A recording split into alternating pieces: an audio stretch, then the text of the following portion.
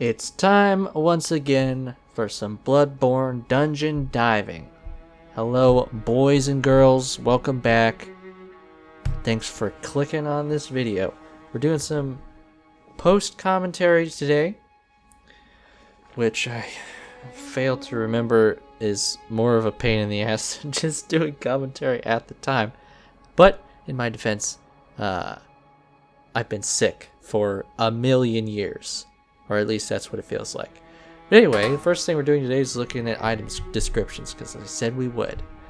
Garman's Hunter Cap, created before the workshop existed by making adjustments to everyday clothing, and later became the basis for all hunters' garb. The hunter's emphasis on engaging beasts with speed, and therefore selecting lightweight attire, no doubt traces back to Garman's own combat style. Not a lot to divulge from that. Divulge? Is that the word I'm looking for? Doesn't matter. Hunters wear lightweight stuff because they gotta move fast. It's the long and short of it, basically. What are we looking at? Boomhammer? That's not what I needed. There we go. Burial Blade. It starts with a B. A masterpiece that defined the entire array of weapons crafted at the workshop. Its blade is forged with siderite, said to have fallen from the heavens. Garman surely saw the hunt as a dirge of farewell, wishing only that his prey might rest in peace, never again to awaken to another harrowing nightmare. Now, I mentioned in the previous episode that there were two references to siderite in pretty much the entire game, and this is the second one. The first being the Blade of Mercy right there. Yeah, it's just one of those things that are like, here's a mineral that we made up. It's the super mega mineral. And you know, both of the weapons are used by people who are pretty old or implied to be pretty old, because Eileen, I think at one point she says that she's an old woman or something to that effect. Anyway, we're going into the Aileen Loran dungeon today. I spent a long fucking time getting these ritual blood level 4s, if that's how you would refer to it. And then the cold blood flower buds picked up from the Nightmare Frontier. So that's how that works. Let's go in. So part of the reason I am doing post commentary is because we're dungeon diving, and some of it is mildly repetitive, you might say. And so I'm gonna cut some of it out. You're welcome. So as I mentioned before, this the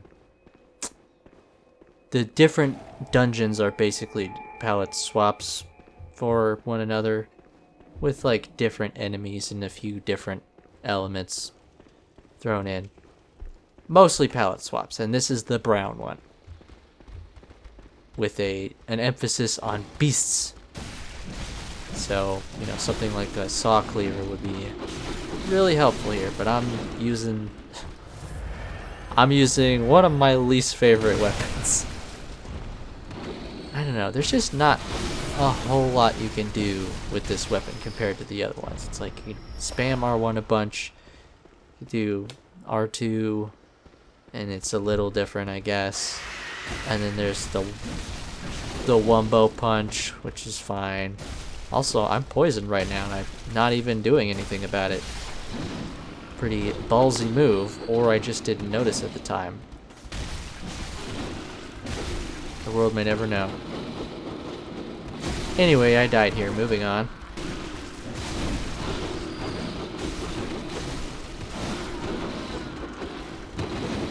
Died a couple of times.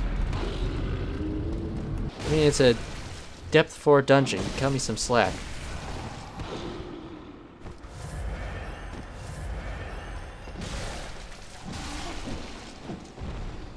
The enemies have a fair bit of health, do a fair bit of damage. I'm using a weapon I don't like all that much. I think it's only +8. Fortunately, once I got through this dungeon, I was able to unlock a level 5 dungeon, which allows me to farm chunks a little easier, because at this point, really the route that I would go with is probably farming the gargoyles from Canehurst, because they can occasionally drop chunks, but it is so rare. But the level 1, how do I put this? Oh, got a madman. The layer 1 bosses for depth 5 chalices have about a 50% chance of dropping at least 1 chunk, sometimes 2. Which I think, you know, whenever the game was first released, it was maybe just sort of dependent on the particular dungeon that you were in, or the particular boss that you were fighting. Ooh, we got some sage's hair. First time we've gotten that. That's chalice dungeon material.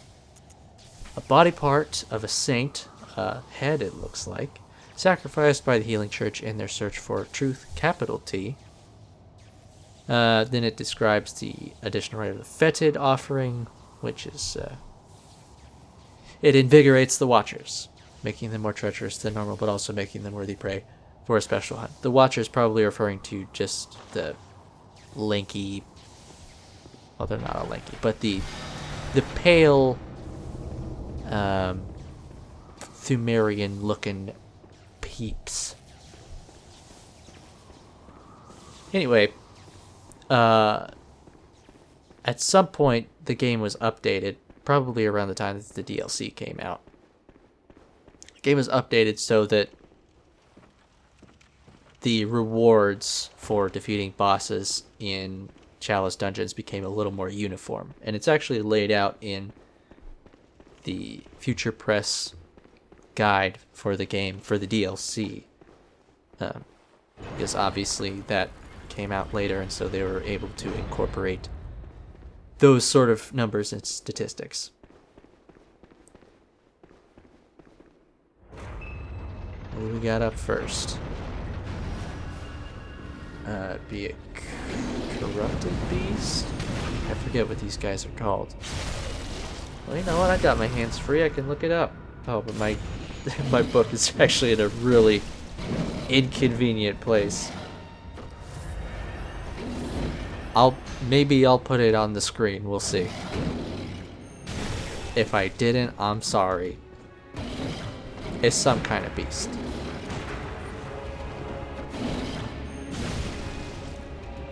I forget if I actually died to this guy, or if I managed to get him in one go. Oh, it's not looking good. Yeah, it's probably gonna kill me. That's a lot of blood coming out of me. Oh shit, I lived.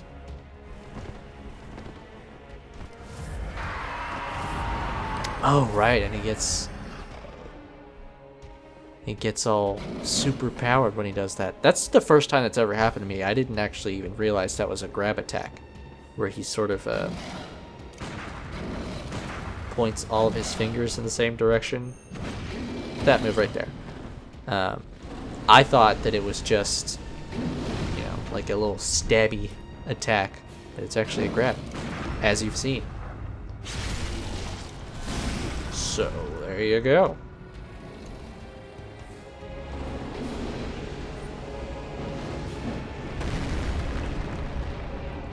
I think I was trying to throw on some fire paper there, and I drank some lit elixir instead. And there's the death.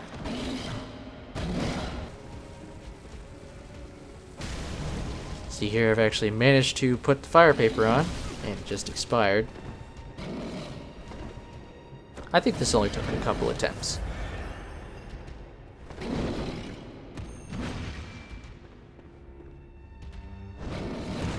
So why exactly are we dungeon diving? I think I mentioned it at the end of the last episode, but there's actually a weapon in Loran that is unique. You can only find it in this dungeon. And it's a fairly cool weapon. The DLC actually improves upon it, makes it pretty dang gnarly, if I do say so. Oh, I did not make it in 2 attempts. Also, it looked like I was out of blood vials. That's a bit of a problem. Okay, I'm back after a little bit of farming. I filmed this a little while ago, so I don't remember all of the details. But I believe, after farming, I've got plenty of blood vials now.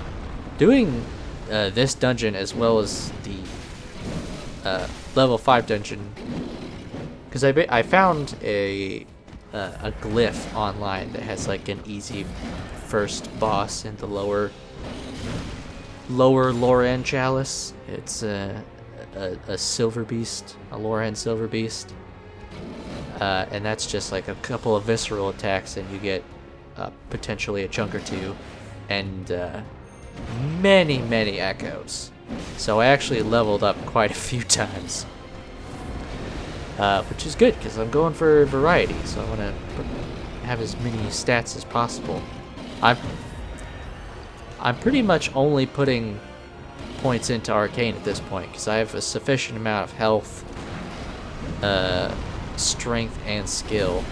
Boy, I apparently don't have a sufficient amount of skill because I am just getting hit again and again. But anyway, at this point, it's not reflected in this video, but at this point, pretty much all of my other skills are where I want them to be. I don't think I'm going to level up Blood Tinge all that much. Just enough, you know?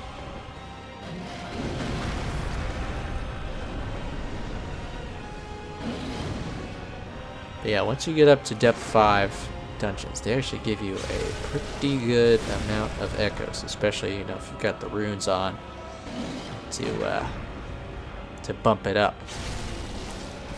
Is that gonna do it? Nope. Still kicking.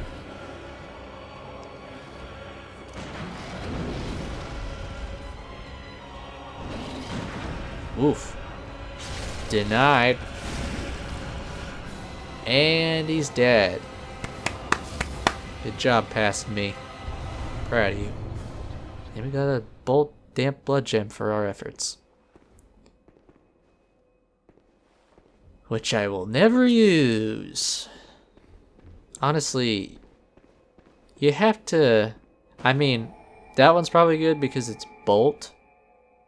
The elemental gems, I think, can get decent pretty early on. But as far as straight physical damage gems, you have to go pretty damn deep before they get better than what you have on the surface, as it were. You know, because I've got 2 18% gems and a 15% gem. And I think at highest, like if you grind for hours and hours in the deepest, dankest dungeons, I think you get up to 23%, which all told is not that much of a difference. I was just checking on my blood vials there. So I've never bothered with that because it really just doesn't seem worth it. I think maybe I'm wrong and you could go up to 27. 30 would be like the absolute limit. And maybe if you could go up to 30, that would be pretty decent. You know, because that's almost twice 18. So, you know, that's not too bad, but still, I've never found it to be worth it. I've never even attempted it. Especially because I'm in it for that single player, and I'm the type of person who only ever plays new game, really. Yeah, I basically run through all of New Game all the way up to the end. Maybe mess around in the Chalice dungeons a little bit, and then I start a different character. Go for a different build, you know? So we're taking a side path right now. This is actually the path that leads to... I think this guy might kill me. But I think this path actually... Well, I know this path leads to the weapon. But I was actually guessing when I played this. Just totally did some guesswork as to which path I should go down. Lucked out. Hey, I didn't die. But I'm apparently out of vials. Again. So, that's good. Guessing I'm gonna have to do a second attempt on this one. And here be the room we seek.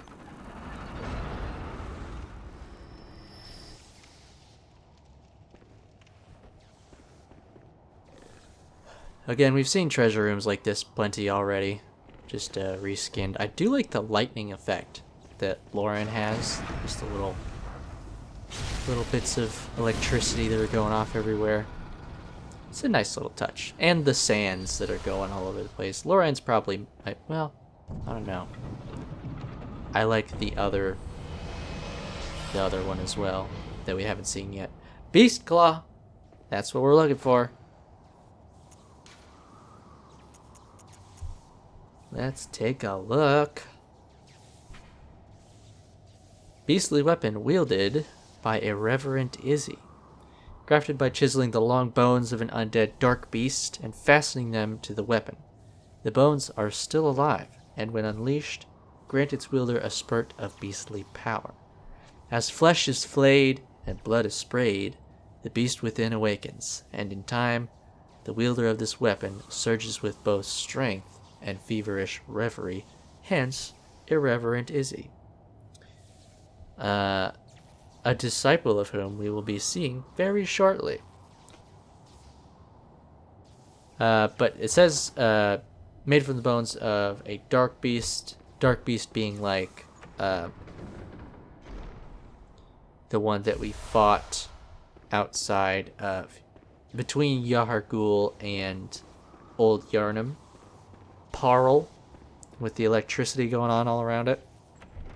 When you wield this weapon, it actually transforms your left hand into like a straight up beast's claw, and then you hold the actual weapon in your right hand.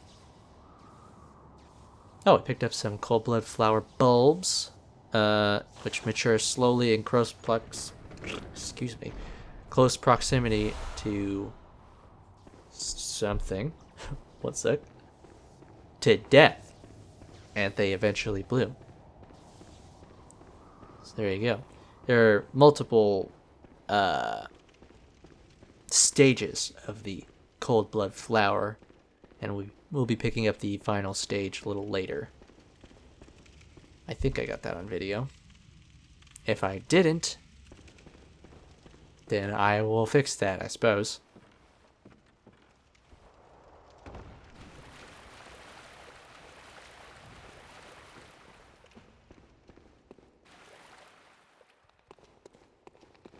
Okay, so if you kind of see in the back there an NPC, and that would be Izzy's follower, disciple, something like that.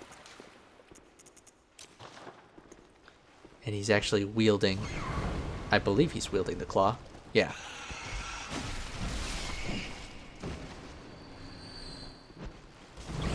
At first I thought that it might be Izzy himself. Because the fact that he is wielding the claw is what sort of tipped me off to that. But I checked my handy dandy guidebook, and yeah, it's just a follower of Izzy, some variant of that. Yeah, so it does transform. The untransformed state has you just holding the weapon, and then the transformed state gives you the beast claw in your left hand. Pretty cool shit. I did not think I was going to be able to take this guy on a first attempt, but I did. Not to brag, but it's pretty cool, and you should be proud of me, is just what I'm saying. But yeah, it turned out to be a lot easier than I thought it would be. And he gives us a Tempering Damp Blood Gem, which I don't think was all that impressive. But let's look. 12.6% plus some bolt attack. Again, we have a 15% droplet. Or actually, the droplet is 18. But regardless, it's, you know, it's not going to be an improvement for us, really. I try to be sneaky here. Sneak up on this wolf boy. But he wasn't having it. I guess he smelled me or something. And he just fucked my whole life right away. Didn't really appreciate it. I didn't even worry about getting those echoes back. However much I had, it's whatever. So we're just moving forward, going deeper down in the depths of the dungeon, dude. And dying again. I'm good at this game.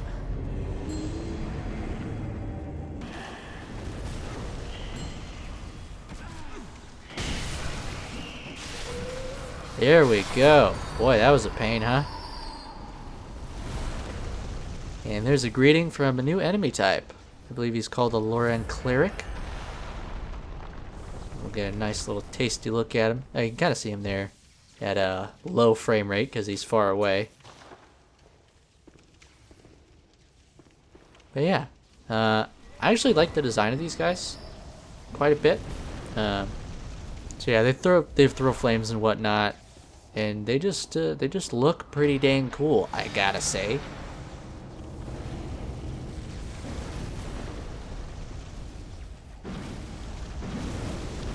It's almost a shame that they're in the dungeons, because like I don't know how many people actually bother to go through these. There's a move I don't even see very often. That area of effect fire attack. Granted, I don't see these enemies very often, to be honest, because, you know, I don't know. I don't go through the dungeons every time with every character. Oh, blooming cold blood flower. There it is.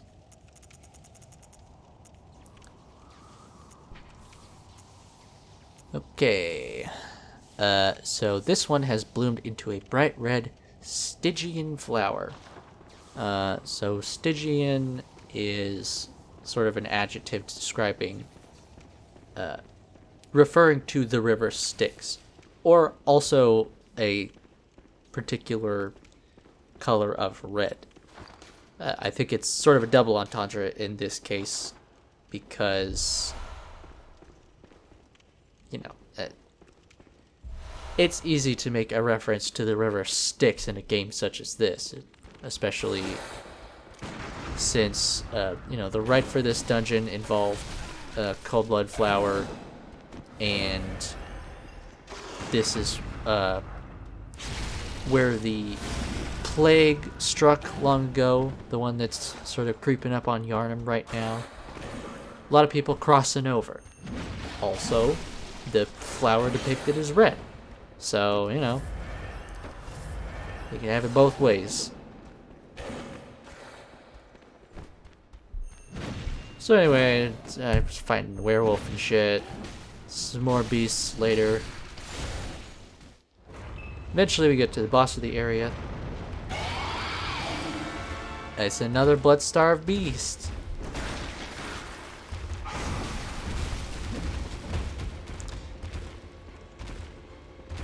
The bosses that are unique to the dungeons are nice, but it's not always worth going through the dungeons, getting all the levers, collecting all the materials that you need, fighting all the bosses leading up to those bosses to get to them. You know, like, there's one particular beastly enemy Nice job. That I've fought only a handful of times.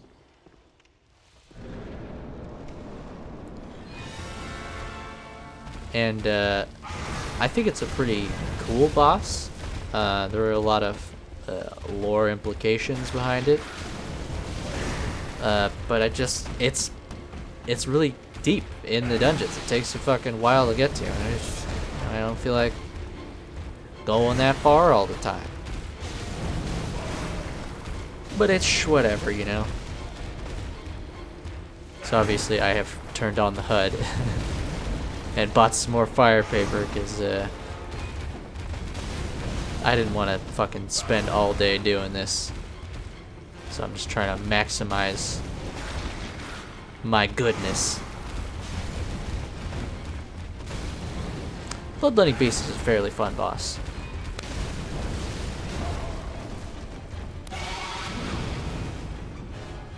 Ooh, got a backstab off. That doesn't happen often. Bloodstarved Beast is such a unique visual design, and also just disgusting. I mean, Jesus Christ, it's so nasty. You kidding me? Fucking hell.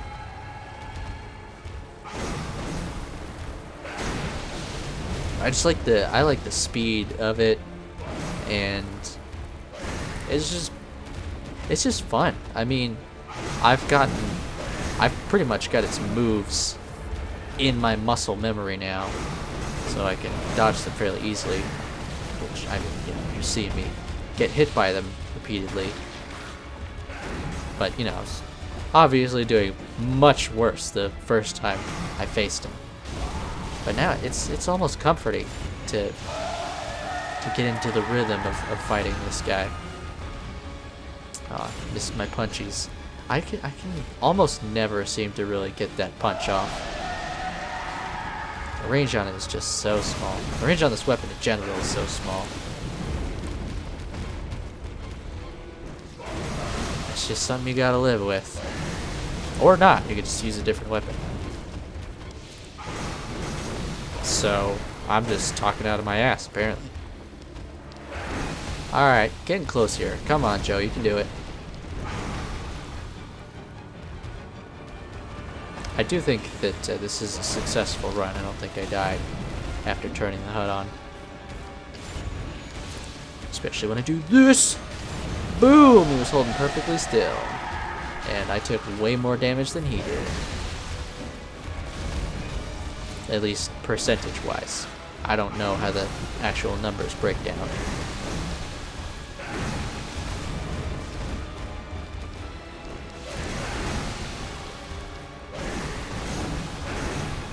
Almost got him. This fight is kind of hard in particular with this weapon because he moves so fast, and just the way that he stands, it's kind of hard to reach him with this weapon. I'm just sitting here trying not to get too greedy, because I have learned many a time what greed will do for you in Soulsborne games.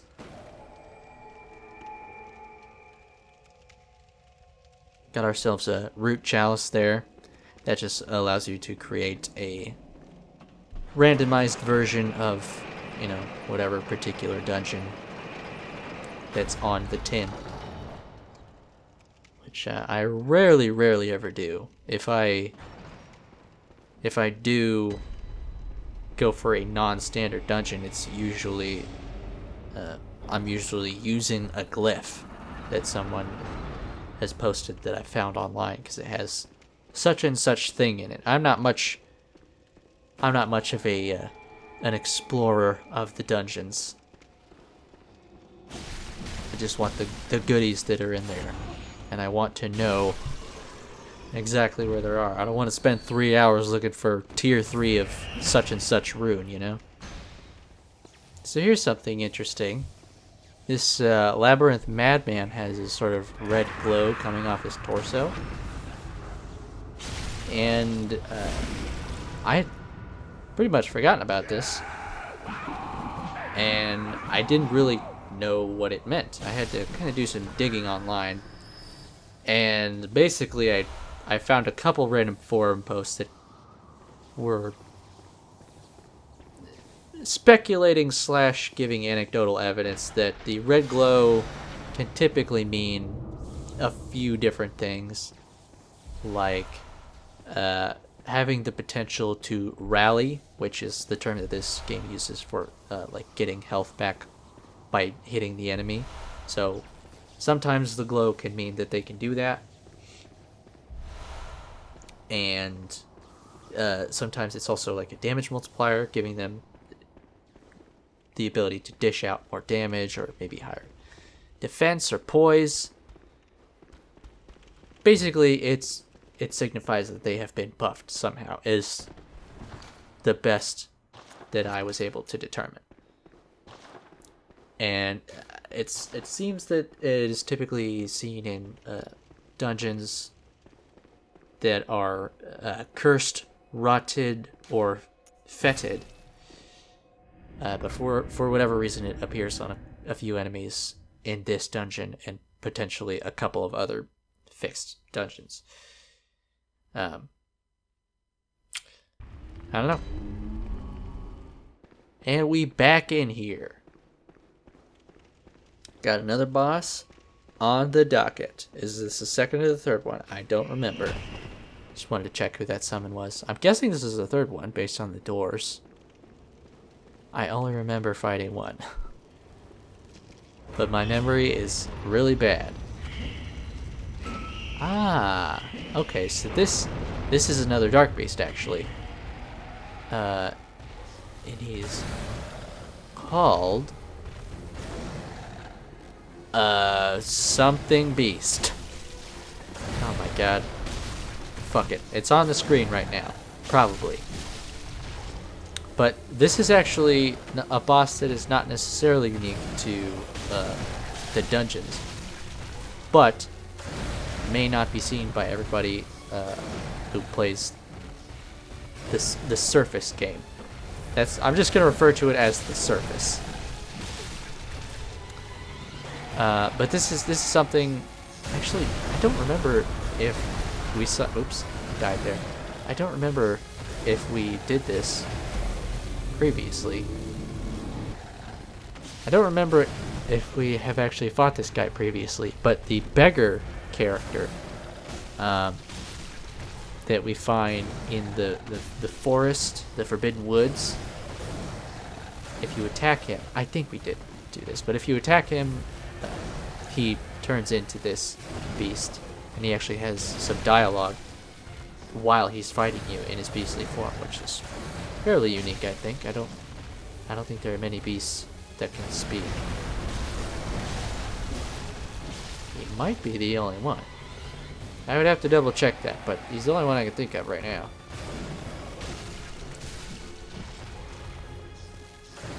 Because there are a couple other bosses I can think of off the top of my head who have a couple of phases.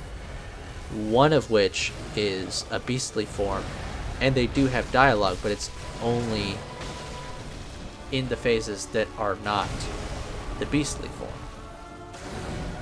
So, yeah, he might be the only one. But if you decide to trust the beggar, who is feeding on a literal fucking child, and invite him back to the Eridan Chapel, then he will eat everybody. Which is not exactly a desirable outcome. But this, I like the design of this boss visually as well. I'm just a sucker for electricity, to be totally Franklin with you. He's also fairly fun to fight. I've never really gotten his timings down. He's wicked fast. But I'm better now than I used to be at fighting him.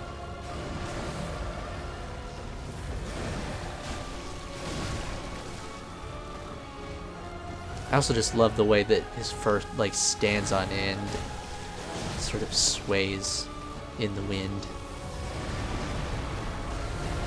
Speaking of wind, he has wind powers, which I think is also pretty unique. I don't think there are any other enemies that have that kind of ability. I could be just totally blanking on them. But that's another thing I'm a sucker for, is wind elements. Is wind abilities. I just like elemental abilities in general, especially the lesser represented ones. Electricity is definitely not one of those. That's probably one of the more popular ones. But I like wind, I like water, I like ice. I feel like people are not as fond of ice. Is this a total non sequitur? Is this interesting at all? Anyway, I'm fighting him and he's slamming down. Boom. Holy shit. I killed him. Woo. Only took me 2 tries. I honestly expected it to take quite a few, but I did alright. And now we got the lower Loran Chalice and a level 6 Bolt Gem. So that's pretty good. So this is... this says that there are trace remains of medical procedures in parts of ailing Loran. Whether these were attempts to control the scourge of the beast or the cause of the outbreak is unknown. So yeah, as I was mentioning before, I don't know if Loran was the originator of the scourge of the beast, or if it just popularized it. But it's definitely a landmark case. And, you know, they say Yarnum may be next. That's directly from an item description, but I don't remember what for. But hey, that's a dungeon crawl for you. We got ourselves a new weapon. We're gonna have a new build in the next episode, not related to the weapon. Honestly, I just wanted an excuse to go through those dungeons so that we could, so that I could farm for chunks easily and get more weapons up to +9, make things run a little smoother. We're just hanging out next to the messengers. They're probably getting pretty lonely over here. Anyway, thanks for joining me in this episode. I hope it was moderately enjoyable. I think in the next episode we're going to visit an optional area in the main game. The Upper Cathedral Ward, the key for which we picked up a few episodes ago, I think. Should be a pretty fun romp. There's a badge for us to pick up, a new gesture, a boss that we may or may not fight right now. I haven't decided yet.